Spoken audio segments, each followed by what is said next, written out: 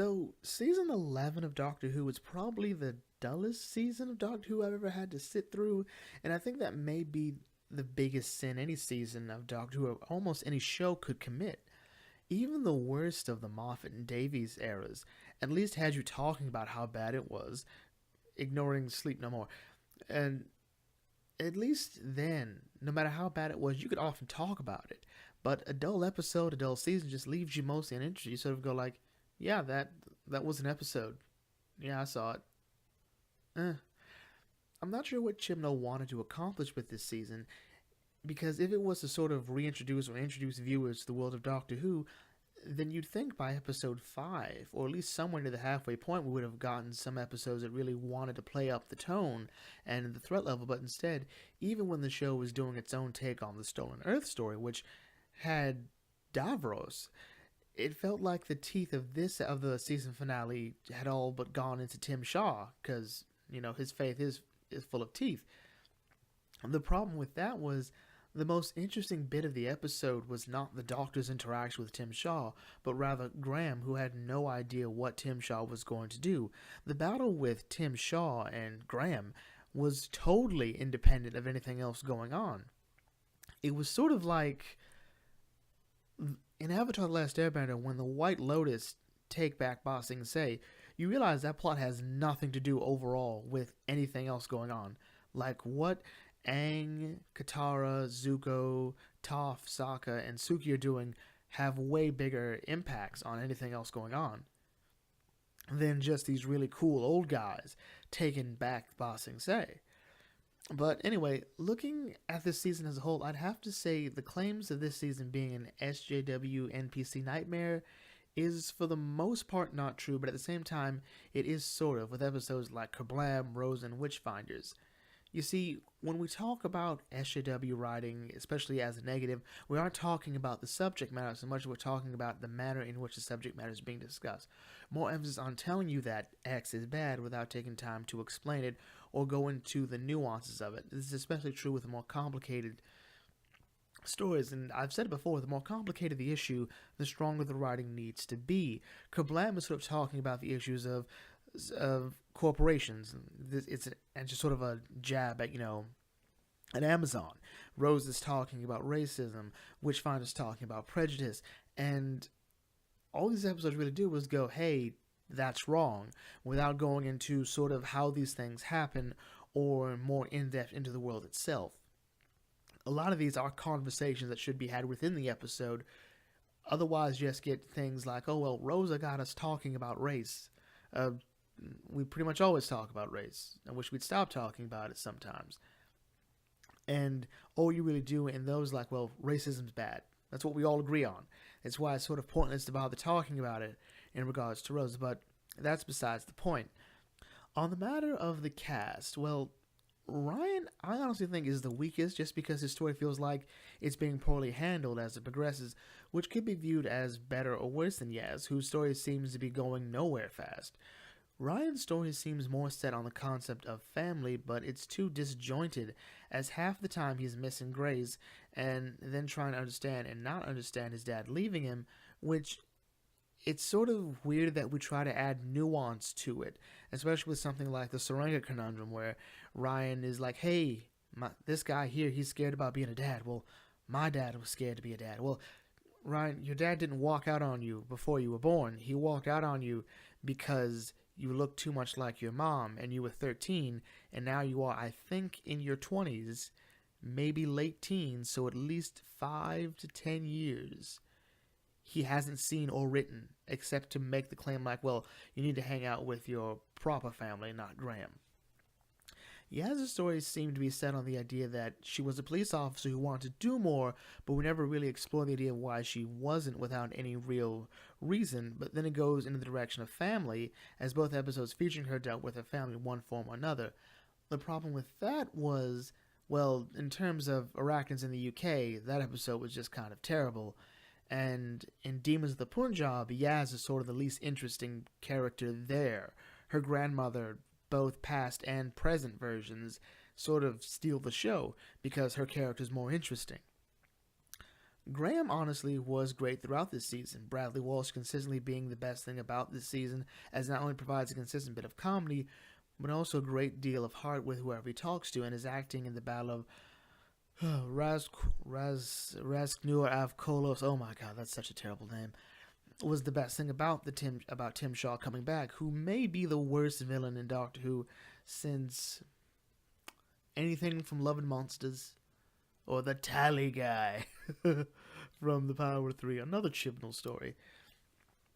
Now, in regards to the Doctor herself, it's interesting that she's been consistently the same person throughout this season, which seems to be someone who acts like a more watered-down version of the 11th Doctor, and that's pretty much it. Now, I love the 11th Doctor. He's my favorite Doctor, but Smith was very good at playing a character that was odd and strange and quirky, but not feeling like he was reading from a script. He felt like he'd become that character early on. His entire body was put into the role. Like, you see how the 11th Doctor moves. There's a certain energy to him, a certain awkwardness to him. And especially with his dialogue, it all feels like it's all working together. With Jodie's Doctor, it feels like she's trying to put it all into a face. And then by not really emoting, or really sort of changing her tone, it just sort of feels like she's just reading off a script. At least for me. I know for some people, Jodie's performance has been nothing short of phenomenal, and I think that's a bit of an exaggeration, because that means we're at least not looking at the script. It's not that she isn't the Doctor to me. I think the moment she came on screen was when she was the Doctor. Once I knew the episode was going to happen, like, alright, this is the Doctor. Unless we decide to retcon her out, maybe she's the Valiard, I don't know. It's just that I don't know who this Doctor is other than a bunch of talking points of other Doctors. The problem, I think, is the stories themselves don't really challenge or push this Doctor to any sort of limit or desperation, or at least she doesn't communicate it properly. She's been called the nice Doctor by some fans, and I think that sums her up ultimately. She's totally safe and harmless. She's sort of the Doctor you want to get your friends into the show, but the problem is these episodes don't really do that.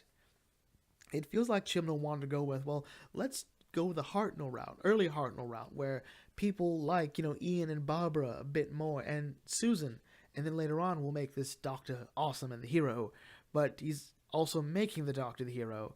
The problem is this Doctor has no quirks that make her stand out. I mean, someone said, like, hey, let's make her the mechanic Doctor, like she just goes around, like she just goes and makes a thing, and that thing helps. Every time we see her, she's working on something fun. I think that would be interesting. I mean, she made her own sonic screwdriver, which I love that scene.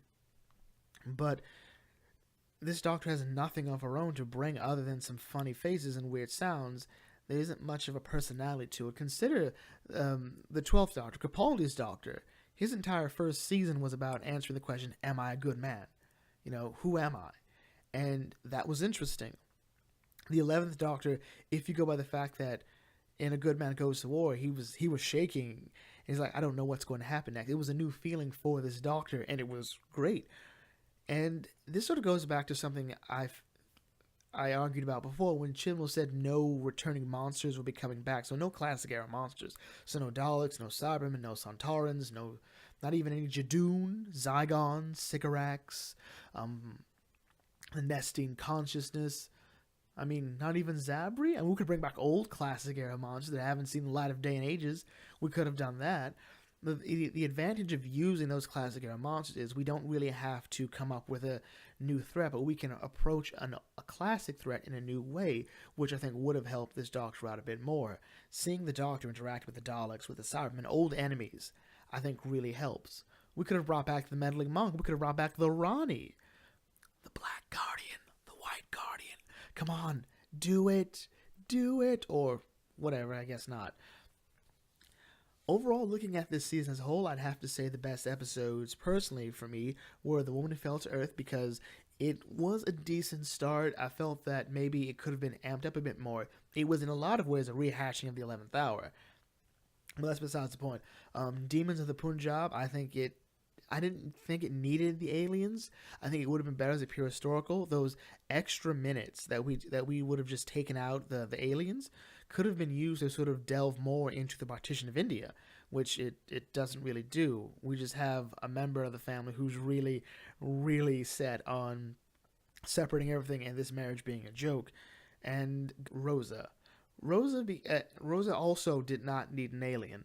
And it's a bit weird that the episodes I call the three best, I still have to nitpick on. The problem, I said before, Pure Historical would do this series, I think, justice. I think would do this season justice. Rosa should have gone more into the back and forth of the civil rights era, of Montgomery, Alabama, of bus segregation, of even Rosa Parks. Because we really get into Rosa's head. We're all just building up to the one thing Rosa did. We didn't bother to really talk about her husband Raymond, who got her into the civil rights movement, or what she's done, with Dr. King, anything else that she had talked about, or the fact that Rosa knew about the other people in other situations who didn't give up their seat on the bus. It's also where the doctor didn't know about how things work in Montgomery, about how segregation is supposed to work. That was weird. Sort of middle grounds, decent episodes, I would say would be Ghost Monument, Witchfinders, and Kablam. Ghost Monument, I think, should have been just the entire setting for the season. Race to the TARDIS, the Doctor and company go from ship to ship, trying to get to the Ghost Monument / TARDIS. I think that would have been cool. We go to different planets, see different species, get some nice little Easter eggs, like, hey, look, the Daleks. No, we're not doing that yet. A little fourth wall breaking, see a Cyberman head, hear about Sontarans, we hear about all these other stuff that we could be doing. And that would have been more fun. I mean, it was basically just Rat Race. Witchfinders, I think, another chance at a really good pure historical, but we just got gross mud monsters.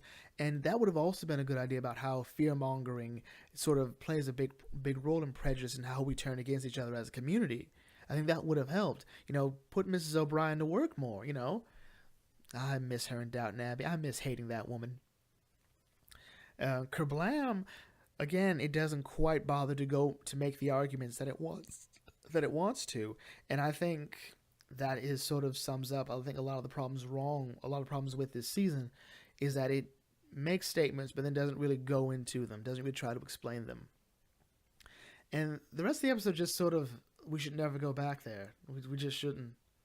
Arachnids in the UK, we shouldn't go there. Zanaga Conundrum, shouldn't do that again. It takes you away. Maybe if the dad wasn't like horribly terrible, we could enjoy this episode more.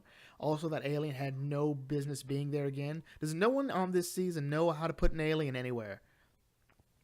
And we've already talked about season finale, and I think that's pretty much it. I'm tired because, dear God, work sucks. Anyway, with that in mind, we'll bring this video to close here. What did you guys think about this season? Did it need something more? Did it need something less? Am I wrong to think that we don't know how to use aliens at all this season? Is it just me? Could just be. And I will catch you all later. This is the Bucket Think Tank signing off. May your fandom serve you well.